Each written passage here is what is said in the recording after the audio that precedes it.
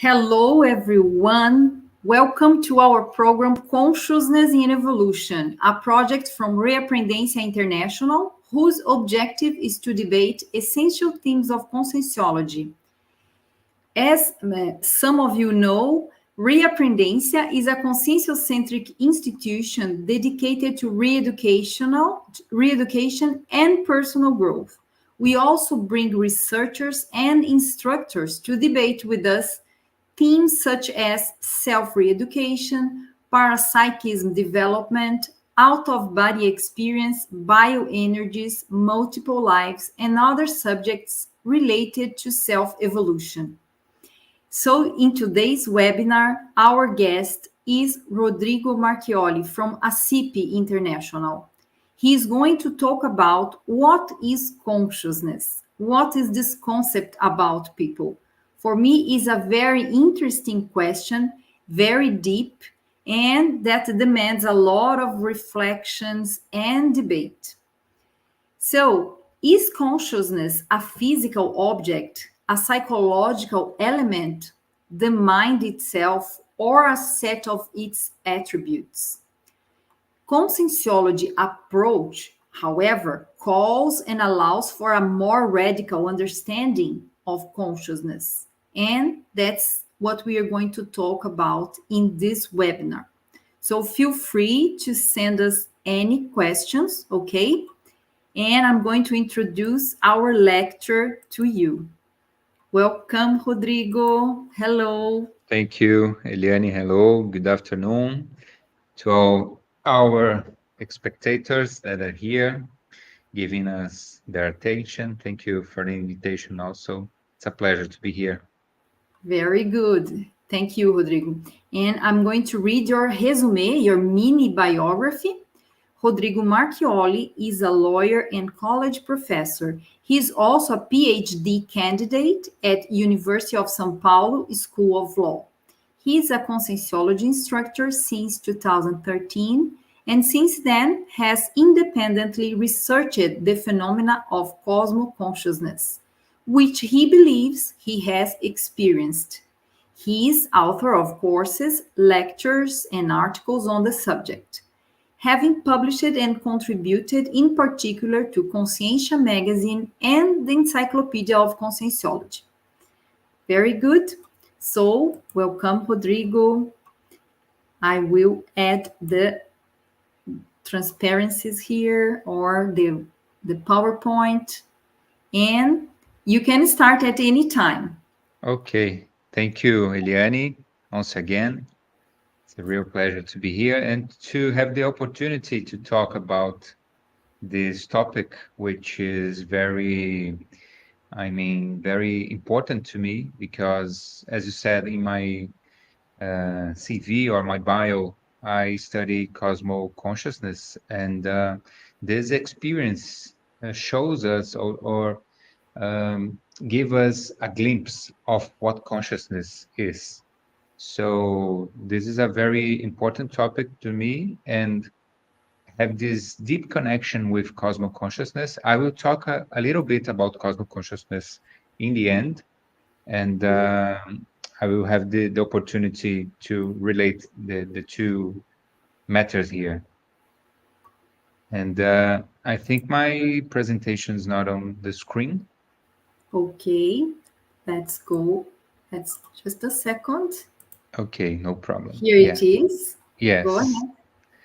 Okay, so we are talking today about what is consciousness or what consciousness is, and have this deep connection with cosmic consciousness, as I was saying, but I will not go so deep in this topic or this phenomena regarding cosmic consciousness. I will try to answer this question from the conscientiology perspective.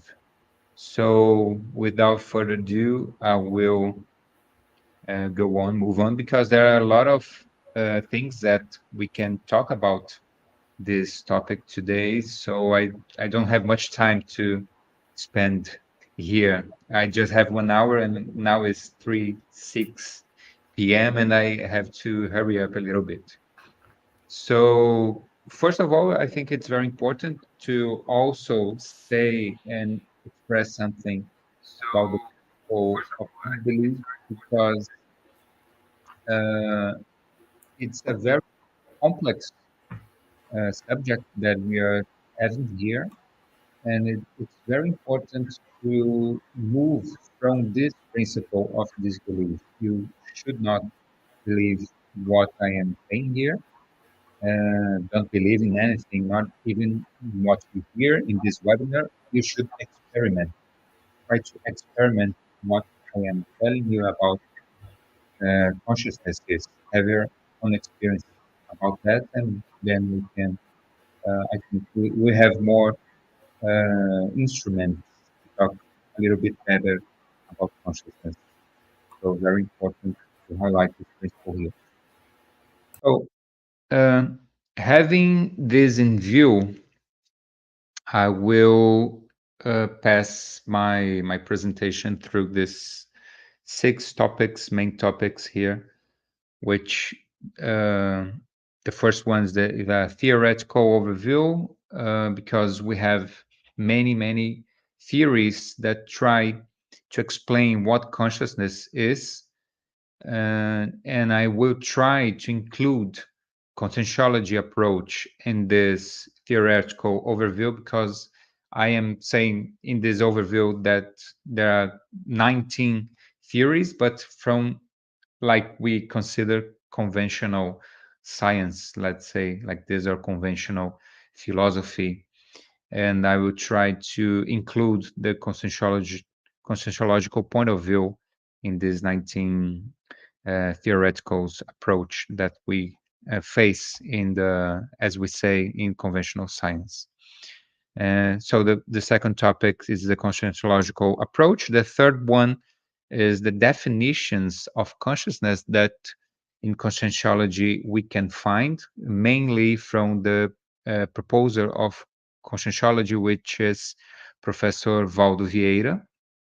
And I will pinpoint some of the definitions, or the main definitions that Professor Vieira brought us in his many works that he published during his life. Uh, from these definitions, I will point out some fundamental topics of some fundamental questions in order to try to develop a way, a path to actually answer the question what consciousness is, because in conscientiology we find many different definitions proposed by Professor Valdo, and I think it's important to ask some questions to see which of the definitions are the best ones. And from this point, I would try to propose a new category because uh,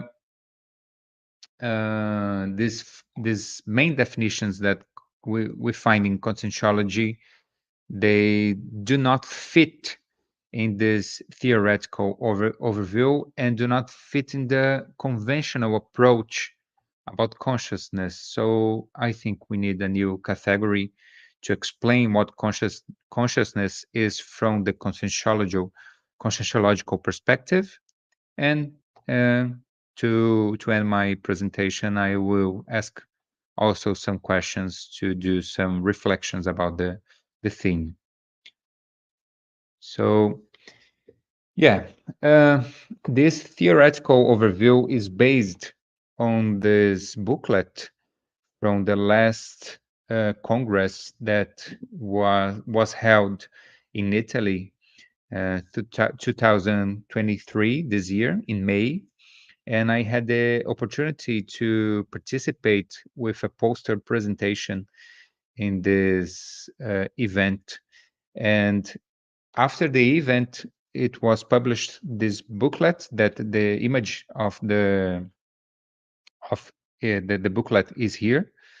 The front page of the booklet is here. So in this booklet, which was organized by the organizers of the event, but mainly from Stuart Hameroff, which is the main organizer of the event, let's say like this, the first one that was the person that was from the first event, was participate from the first opportunity of this event. He proposed this event to happen, the science of consciousness. And in this booklet, we find 19 theories, which I will not be able to explain each one of them because I would need, I don't know how many hours to do that. But yeah, I think that we can have a overview actually about this theoretical approach that we face about consciousness around the world.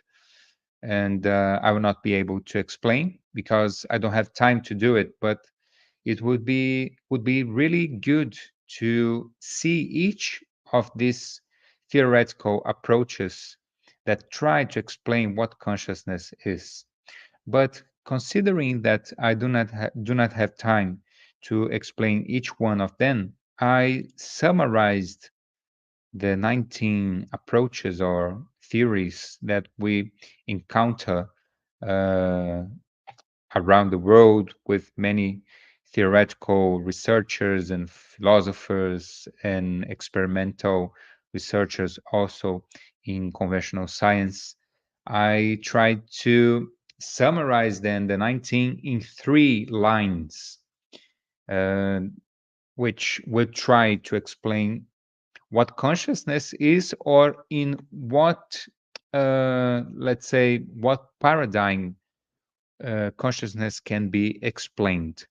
So, in this attempt to summarize these 19 approaches, I put here 3 lines, 3 main lines, which is dualism, monism, and panpsychism slash panprotopsychism, which will deal with different approaches regarding matter and mind.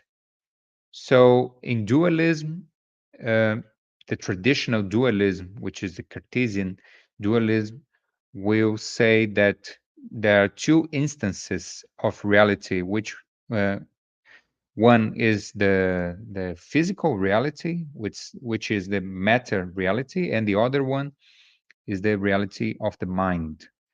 And also in dualism, there is a new approach. It's a recent approach proposed by David Chalmers, which would say that reality is a new naturalistic dualism, which is matter has 2 natures. There's no separate reality of the mind. Where there's no physical reality and mental reality. The supposed mental reality is also a physical reality, but in another aspect. So uh, monism also, it's another line that will try to explain reality and also consciousness in this kind of view. And there will be 3 lines here, 3 subdivisions in monism, which the first one is physicalism or materialism, which I think we all know about that, which will try to say that there is only the physical reality, there is only matter, there is no mind reality or something else beyond matter or the physical reality. And the main theories that we found here, the main of the 19 theories that we find here, especially the mind brain identity theory, which is the 11th one here, is the is a monism, is a attempt to explain consciousness through a monism line, a monistic line, and specifically a physicalist materialist theory. And and on the other hand, idealism will say it's another form of monism, but will say that the reality is only mental.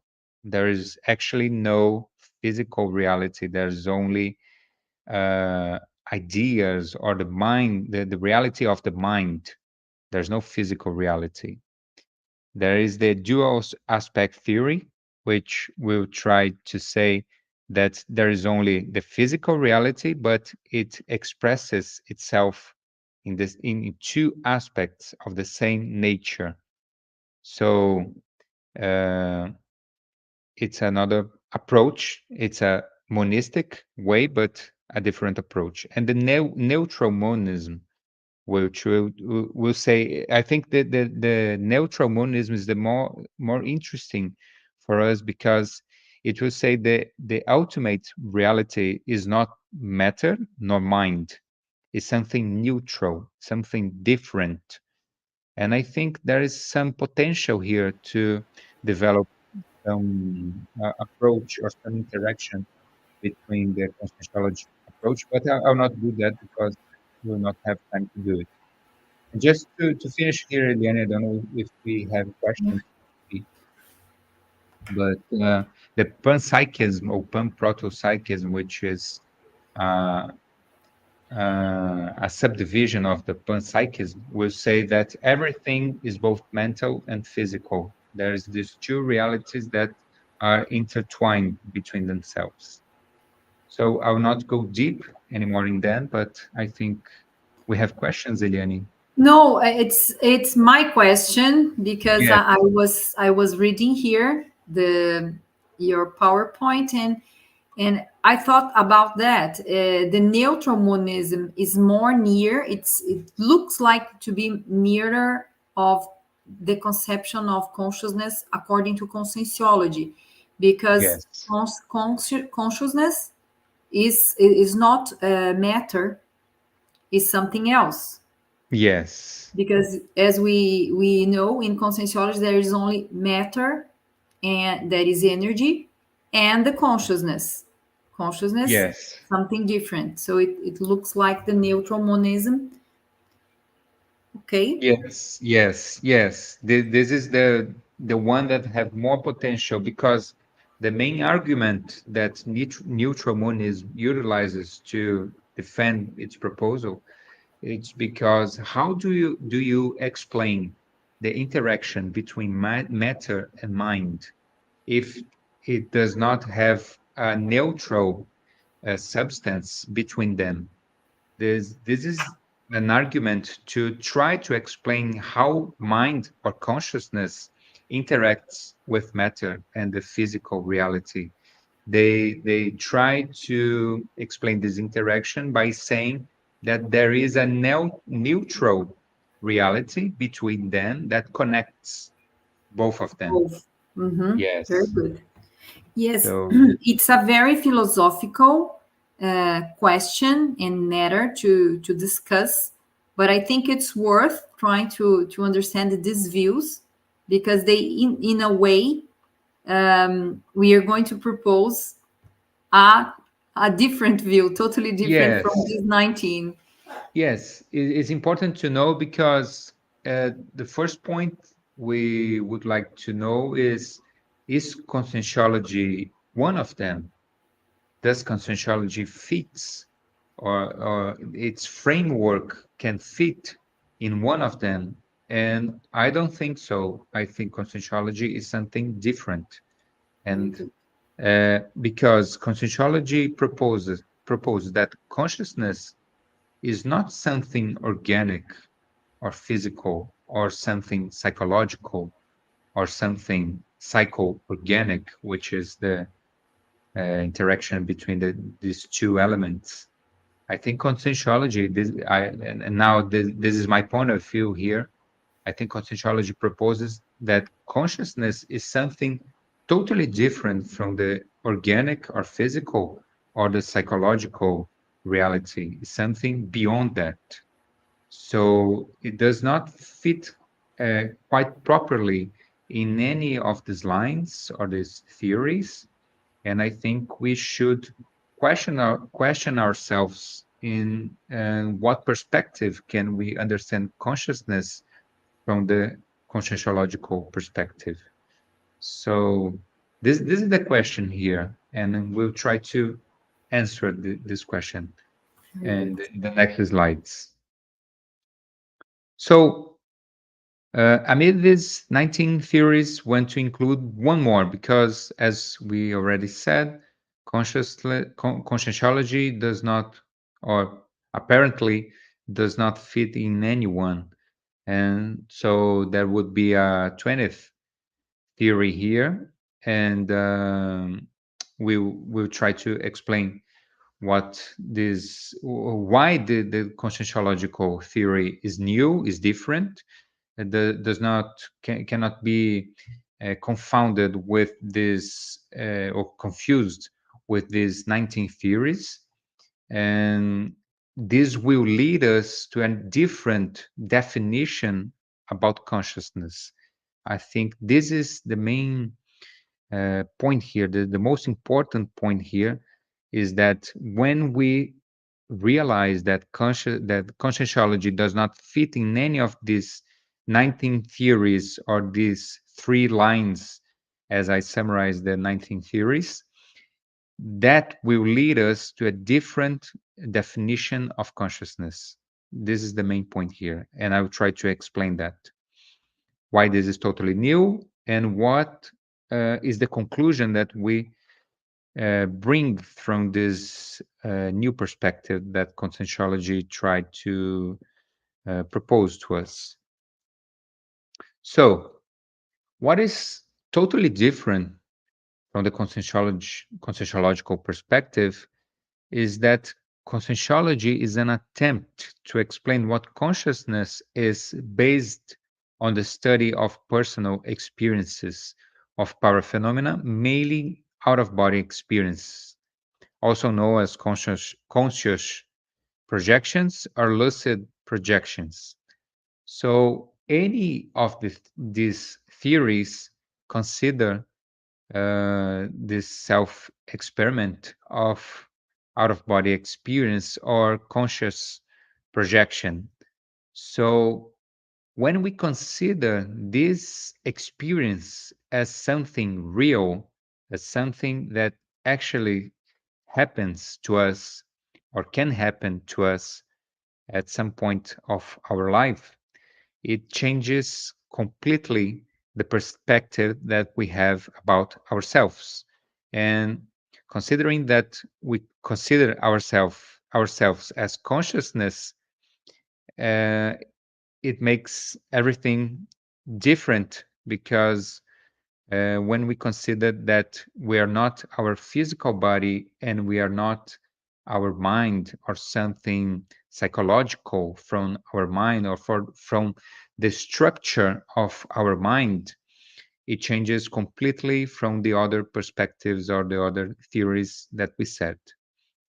So the out of body experience, the conscious projection or the lucid projection, not only in the aspect of the psychosoma projection, but in the mental soma projection, which is a more sophisticated and a more complex and a more, let's say, deep experience that we can have, which is the cosmo consciousness, as we said in the beginning. It can reveal reality of the consciousness, which is totally different from the other perspectives, and this is what we would try to explain here. What are the differences that we have from the other theories, and what is totally uh, unique in the conscientiology approach. So, uh, Professor Valdo Vieira, he gave us a lot of definitions about consciousness, but I think neither of them can. They have some connections between them, but they are very unique. They are very singular, individual. Let's say they're very different from the one and each other. They have very strong differences between them. So Professor Valdo gave us 5 definitions I found out in his publications and I will try to present here.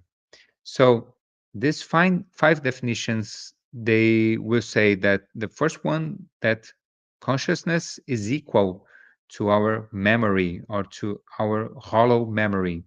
The second one will say that consciousness is our holosoma, which is the set of vehicles that consciousness can manifest from. So consciousness have many vehicles of manifestation. The one most known vehicle is our physical body, our soma, and we can manifest ourselves from our soma. But once we consider the out of body experience or the conscious projection, lucid projection, we realize that consciousness have other vehicles of manifestation. And from this perspective, we consider the existence of holosoma. And Professor Valdo at one point said that consciousness is the holosoma. Uh, in the other point, or in other publication, Professor Valdo said consciousness is the parabrain, and I will try to explain what this is. In another one, Professor Valdo said the consciousness is the same as the I, the self, the ego, or something related to an intelligent principle. And in the end, I will try to explain the definition, or the, it's not actually a direct definition, it's a definition by exclusion, which would say that consciousness is something different from the energy, or something which does not is not correlated with energy or matter. We could say something like this. So uh, it's quite common, we see in the conscientiological community, let's say, that we'll say that consciousness is the memory itself. Why Professor Valdo said that? Because basically, if we remove the memory from the consciousness, what what remains? It would remain possibly nothing. So any information, any identity, and any possibility of life, let's say, like this. So, and at some point, Professor Valdo said that consciousness is the memory itself. So the attribute of memory, or hollow memory, as we say in conscientiology, hollow memory would be the set of all of our memories of all of our lives and all of our experiences that we had in our trajectory, evolutionary trajectory of the consciousness. So we had many experiences, and we would register these experiences in our hollow memory, and that would be registered there, and that sum of memories would be us in the final examination of this matter. So Professor Wald would say that consciousness would be also the memory because of these arguments that I said.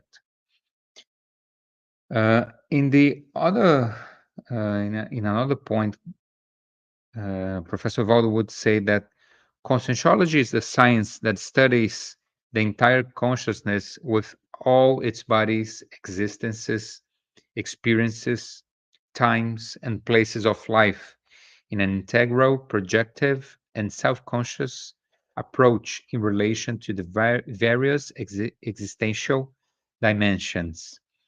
So, when Professor Valdo considered consciousness in its entirety, was saying that consciousness is the holosoma. So this is a picture that would represent our holosoma. So there is the soma, which is our physical body, and ergosoma, our energetic body, our psychosoma, which is our emotional body, and which appears in a first opportunity when we are projected in an extra physical reality, and the mental soma, which is a more deep reality in the extra physical world. So this set of bodies would be, we could consider that this integrity of bodies would be the consciousness. Eliane? Yes, I have a question. Yes. Well, I brought this question because what you're talking about made me think that the consciousness, we are our hollow memory, and we are Mhm. all the previous experiences of past lives. And what do you think? I will read the question. Can we say that all previous experiences of past lives of a consciousness delineates their evolutionary level? What do you think about evolutionary level? Yes. Can you relate with all memory? Yes, yes. So, previous experiences of past lives of a consciousness can delineate this evolutionary level, but I think it's not a mandatory consequence of that can show us its actually evolutionary level, because there are many consciousness that have a lot of experiences from past lives, but they did not qualify that experiences in something evolutionary. So the outcome of this is not uh, something evolutionary for them. They didn't have any upgrade in an evolutionary aspect. So it's not a mandatory consequence. It's not something which is necessary. Many experiences that does not is not the same as evolutionary, a high evolutionary level. I So understand. Yes, yes, because, for example, if we have a leader that is very experienced, a leader, political leader, that's something very common that we have nowadays. And but they are bellic leaders. They yes, they're not really fraternal universalists, and yes, well, yes. They are not really concerned about evolution, let's say. yes, and they might, some of them might have had previous lives as leaders. Otherwise, they wouldn't be a leader today, a political leader with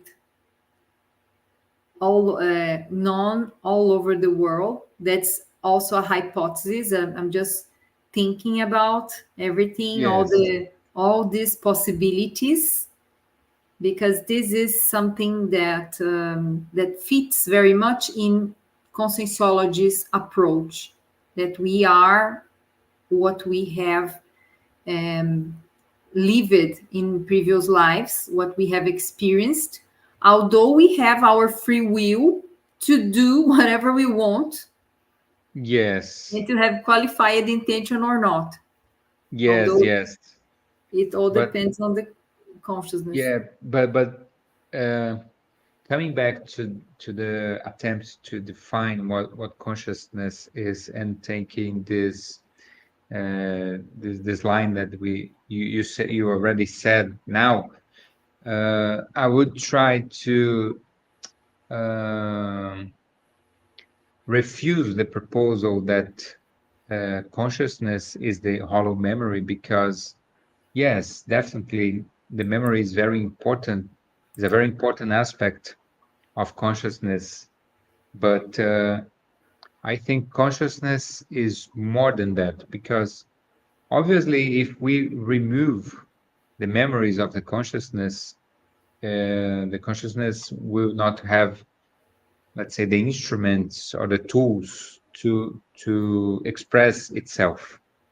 But the memory only constructs or builds up its identity. And the identity of the consciousness is not the consciousness itself.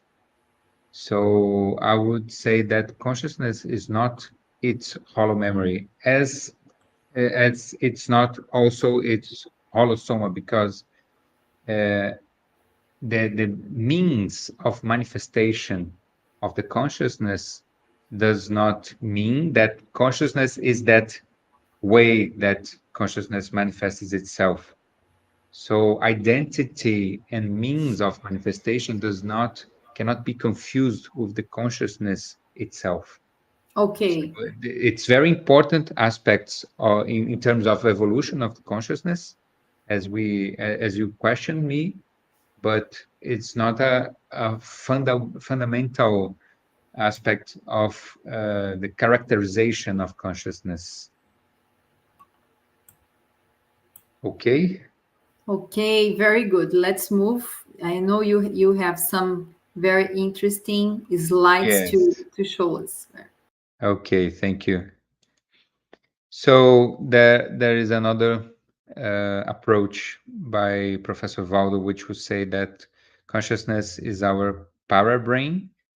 The parabrain. So he said that the parabrain is the nucleus of the personal holocene, that is consciousness, which is, or that is, consciousness is the parabrain.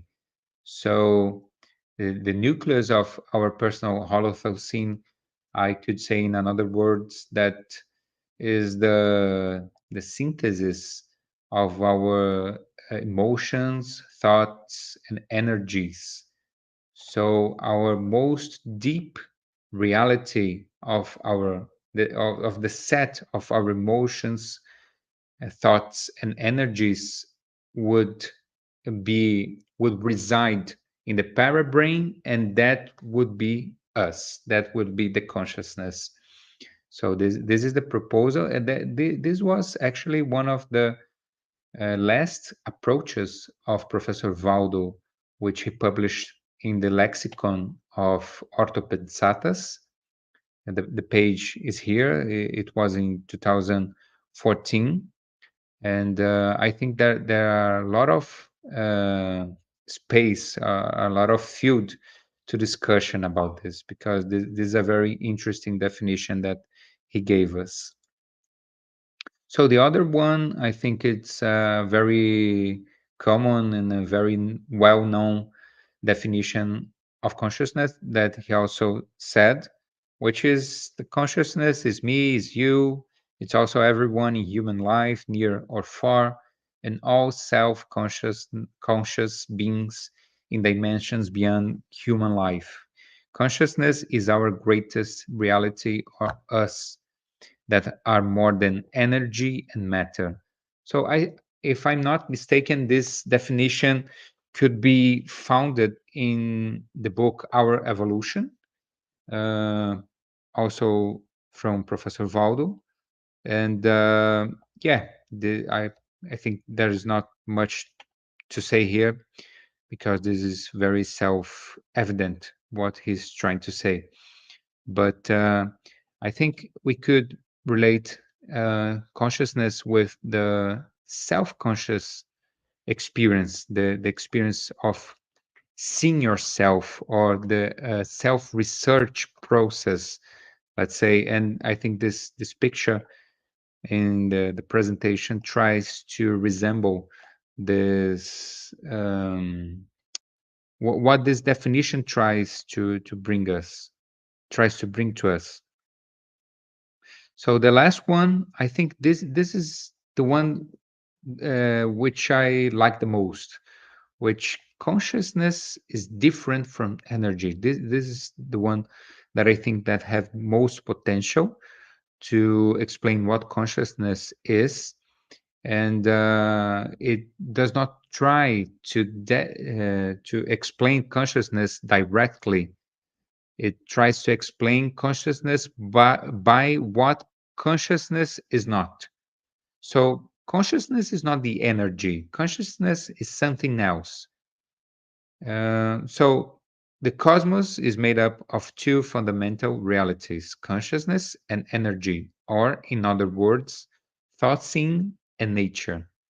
So this is a very interesting uh, starting point to discuss what consciousness is, and I think is the one that have the most potential to explain consciousness.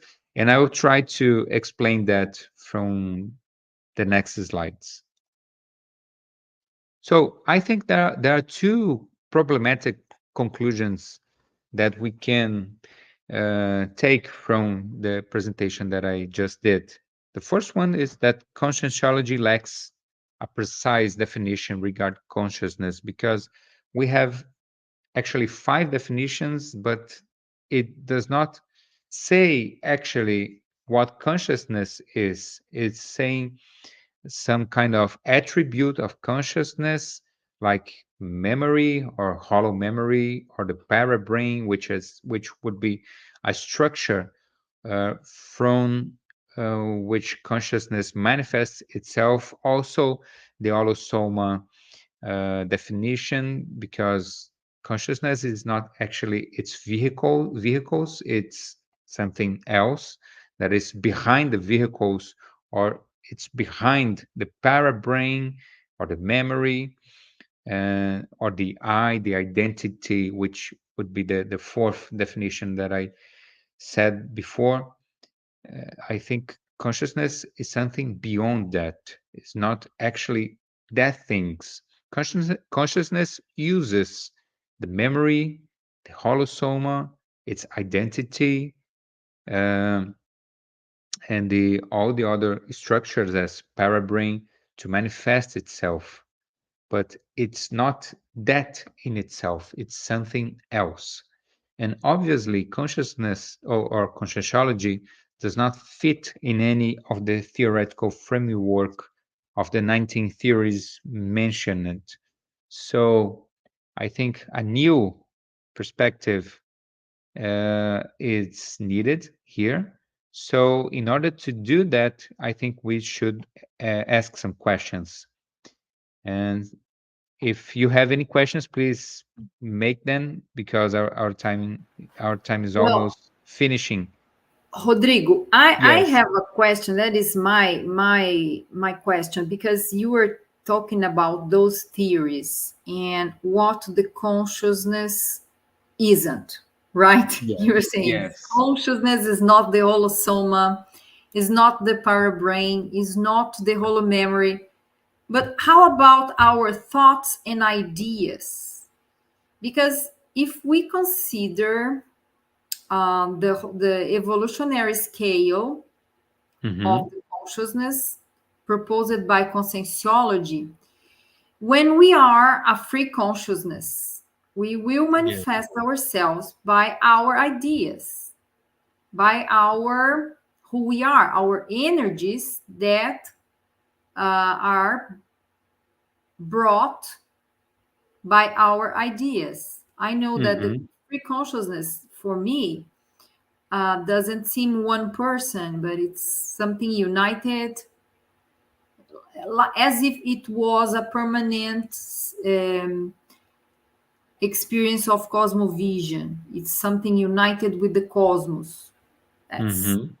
maybe this is not. It's a broader subject that we should talk in other occasion. But just to go straight to my doubt, isn't the consciousness their thoughts? A consciousness would be the thought itself, Thoughts, a thought. thoughts, their thoughts. But these thoughts they appear and disappear. They No, exist. the consciousness is the one who produces the thoughts, Yes, right? this is what I'm saying. The consciousness produces their thoughts, okay, Yes, all the the time. consciousness cannot be the thought scene. The consciousness produces it. Yes, this is the But in a if we consider that in the evolutionary scale, someday we will not have this holosoma anymore. yes. Yeah, but Wouldn't be the consciousness will holocene? Yeah, I cannot make this such a exploratory such exploration about what will happen when we are free consciousness. But um, what can I say? Even by logic, is that consciousness cannot be something that exists at one time and then extinguishes in another. Yeah, that would Consciousness is be okay. something permanent. It's more It's permanent. Okay. yes, it's something It's the permanent. one who manages the toxins. Yes, the one which produces it. It's Okay. the thosins. And even in a very evolutionary level, very high evolutionary level, I think it would not change. Okay. The consciousness would not become a thosin at some point. I do not think that it would be the A case. set of, yeah, neither a holotocin. Okay. Yes. Okay, then So thank you I again. got it. That's my crazy and wow reflection. Okay. Yes, yes, yes. No, but Thanks, great Rodrigo. question. I think I it think helps me to think also about the points that I'm bringing here. the condition. Very good. Yes. Let's go a bit further. Yeah. Okay. So uh, to try to put conscientiology in a new framework, because we found out that conscientiology does not fit in any of the frameworks presented, and we need a clear definition about consciousness. We should ask some basic questions or some fundamental questions. And the first one would be uh, some basic one: is consciousness a physical or organic object? From the conscientiological perspective, we could consider consciousness as something physical or organic. Well, I think the answer here is quite clear, because I don't think so. Because when we start from the point that there is reality beyond the physical body, which we can realize and perceive from the out of body experience, we can easily answer the first question with no. And the second one would be: is consciousness a psychological object? Like, as we are talking previously with Eliane, I would say that a thought is a psychological object.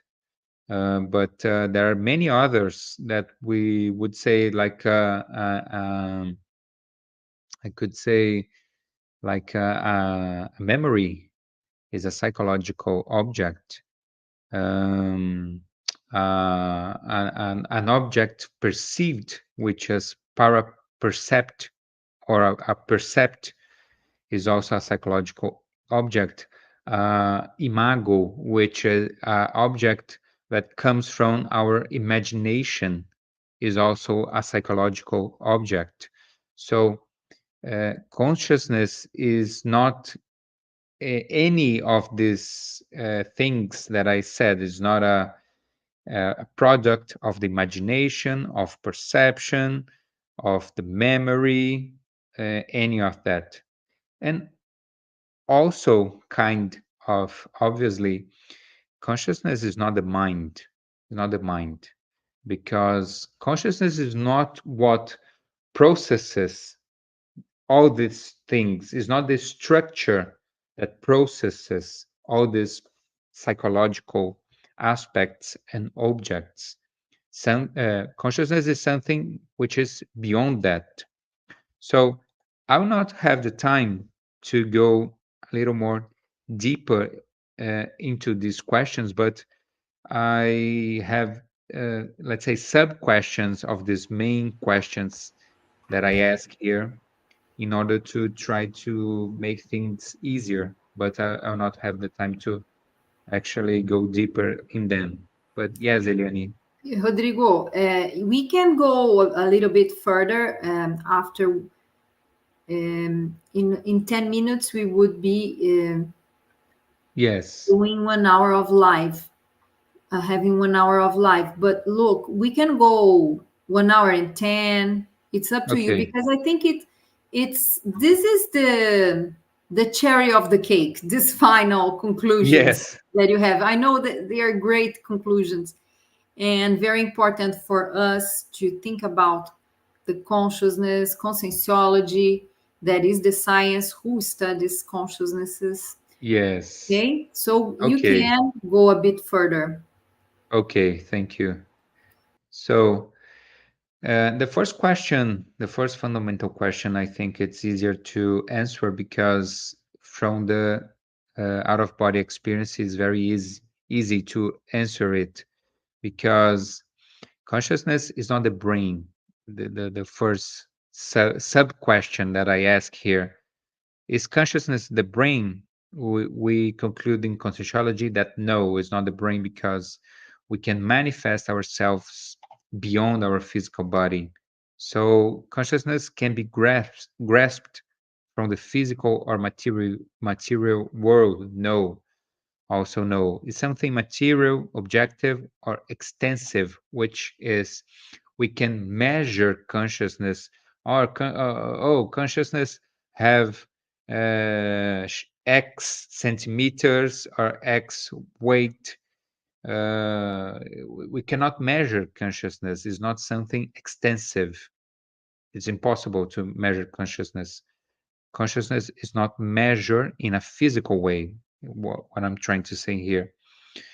Consciousness is subject to the linearity of time. Consciousness is subjective to this past, present, future, this chronology, or have other kinds of time that commands consciousness or that consciousness interacts itself.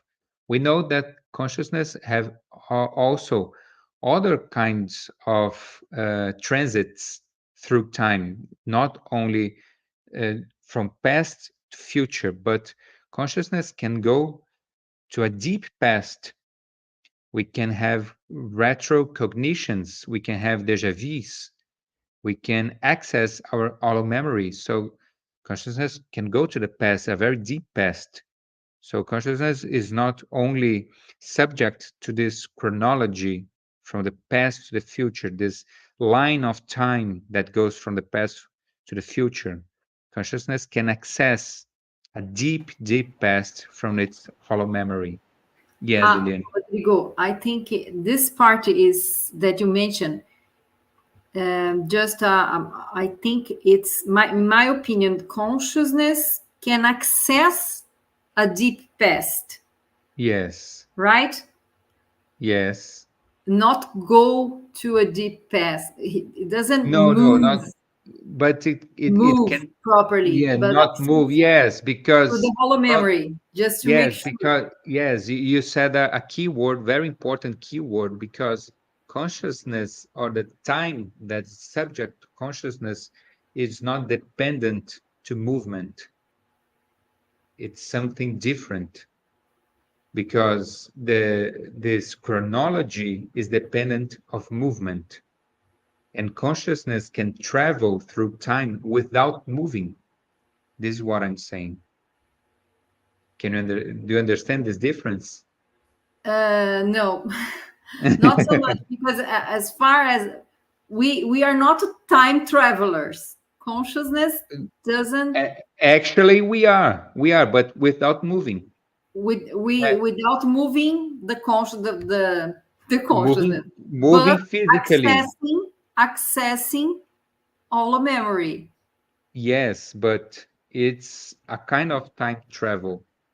But Because if we say that, if we say that, people might understand that the conscious has a consciential projection to the past. No, it's different. yes, Just to yes, make but it clear yes, yes, for perfect. our viewers. But Okay. we have to distinguish the kinds of time because time it cannot be understood only through the lens of chronology.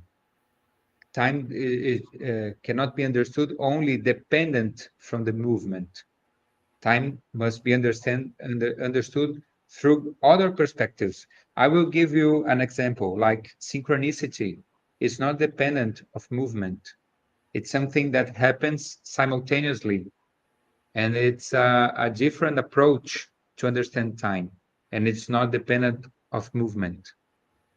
Yes. So consciousness is subject to other kinds of time, not only chronology, but other kinds of time. And Okay, then it's synchronicity is an example, but the access of hollow memory is also an example. Another example is the precognition, the know of the future, the knowing of the future. We can know the future. How come this happened? How could we explain precognition by chronology? It's impossible. We can yes. only explain precognition by understanding that time does not depend from the movement. So it's a different perspective of time that Mm-hmm. consciousness have a relation to that. Okay, it's a different view of the time, different knowledge, Yes, very different from what we are used to take yes. measure time within seconds, minutes, and hours, and days and weeks. To what our physical body is conditioned. Yeah, So our physical body is conditioned to believe that there is only or there only exists chronology. yeah. But when we discover the more deep reality of consciousness, we know that there are other kinds of time, Okay, synchronicity, the hollow memory, precognition. It, there are some very examples of that. okay. Okay, I understand now. Thank you very much. Okay, thank you. So just to finish here, also consciousness cannot be perceived through the bodily sensory schemes, such as external perception, which are our five senses, our vision, our hearing, our taste, and so on. Interoperception, perception, proprioception, sorry, or electrification. It's something that Professor Valdo sometimes told us about that. The power of perception of electricity is some kind of perception also from our physical body. So, in this same sense, or in the same way, consciousness is not something psychological, or nor the mind itself. So consciousness is not the mind, is not a psycho-organic subject, is not something that arises from the mind, and it's not it's not the brain itself. It's something else. It's something transcendent, let's say. But even in this transcendence, which people say it's the mind because it's beyond the brain, consciousness is not that structure which is called mind. Neither it's not also something a mental object. Consciousness cannot be apprehended from the mental, subjective, or formal world. It's not also extensive, as I said, cannot be captured or apprehended by perception, imagination, memory, learning, awareness, understanding, reason. This is a more complex problem here, but consciousness cannot be apprehended by these means that I am saying here.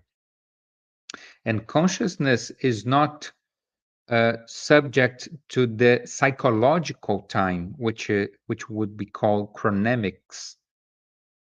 So consciousness is not only that. Consciousness is all of that, or is can be represented by all of that but it's not that in itself. There is a really great difference between all these things that we are saying here, these representations of consciousness, but these are not consciousness in itself.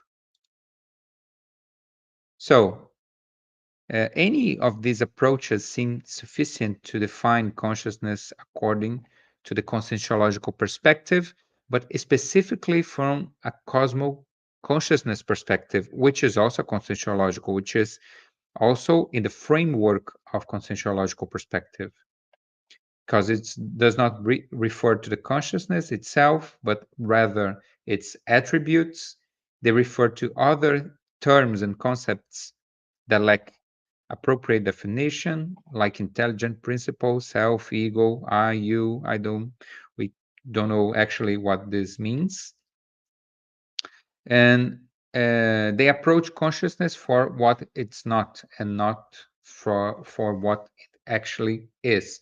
Obviously, as I said previously, this is a very strong line because I think we have more potential through it. So we have some hypotheses from this. We can come up with some hypotheses from these conclusions, which consciousness is not something phenomenic, a phenomenal object.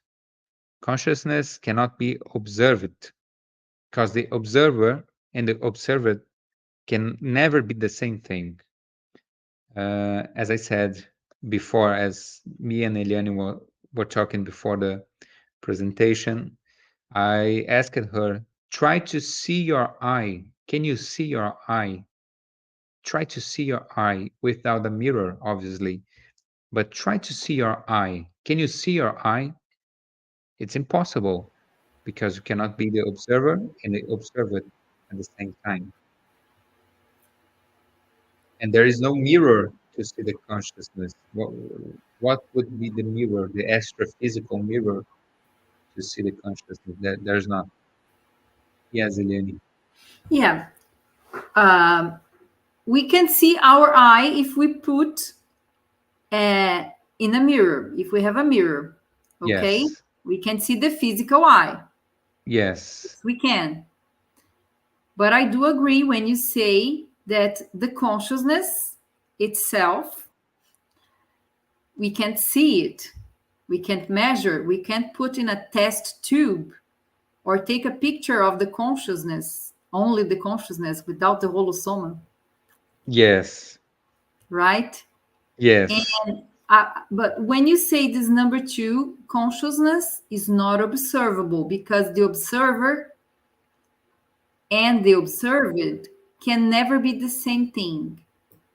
But we as consciousness, we can observe ourselves through our manifestations, our thoughts, Yes. sentiments, energies, our production in life, what we do, what we think. Yes, but we also came to the conclusion that we are not that the consciousness and its manifestations is not the same thing. Okay. So you are So you go back to the beginning, yeah. yeah. It's something to think about. Okay, I understand your point. Yes. Consciousness is not its manifestations. Okay. No.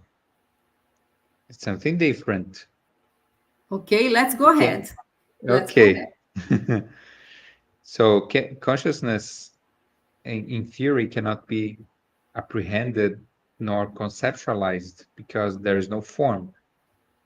If there's no form, you cannot intelligently or reasonably apprehend what consciousness is. There is this difficulty in our actual condition, considering mainly from our physical body condition. I think in a more advanced way or in a more advanced condition, we could apprehend it. And the fourth conclusion is we can only be consciousness, but not perceive it. So a new category must be presented, and I'm trying to say that the category of singularities is the one that could try to explain what consciousness is. And what this category will say, that consciousness in the singularity category, which is not something new, I'm not inventing or coming up with this. This is something used in philosophy to explain something which, the essence of something. When we take out something without any of the relations, the structures that compounds that thing. We are only interested in the essence of that thing, in a philosophical manner to say, on the ontology of the thing, on what that thing is actually. So when we uh, put out or put aside all the all the things that connects, or all the structures that connect to that thing, when we put aside all that, what remains, what essence remains? This is what I am interested here to know. When we put aside everything that connects to consciousness, what remains? The consciousness in itself. So this category is the singularity category. This happens in philosophy, and I'm trying to bring to conscientiology to try to explain the conscientiological approach on consciousness. So consciousness is transcendent, but it's not transcendent in a metaphysical way like philosophy says, or rather it's extra-physical. We can apprehend the essence of consciousness from the extra-physical reality, not the physical, not the psychological, not the metaphysical reality, but from the extra-physical reality. Is a fourth a fourth reality that would come up here. Consciousness is not perceptible by the sensory scheme of the physical body, nor the transcendent faculties, which would be, as I said, memory, imagination, thought, lucidity, these things. Considering that consciousness has no form, nor structure, nor does establish relationships. If we can think about consciousness in this way, we could apprehend what consciousness is. So consciousness is that which remains after removed the physical and psychological aspects. Regarding time, so consciousness is not only subjected to the chronology or to the chronemics, the physical time from the past to the future, or the psychological time, our intern time. But with pure past, we have a consciousness that have a pure past.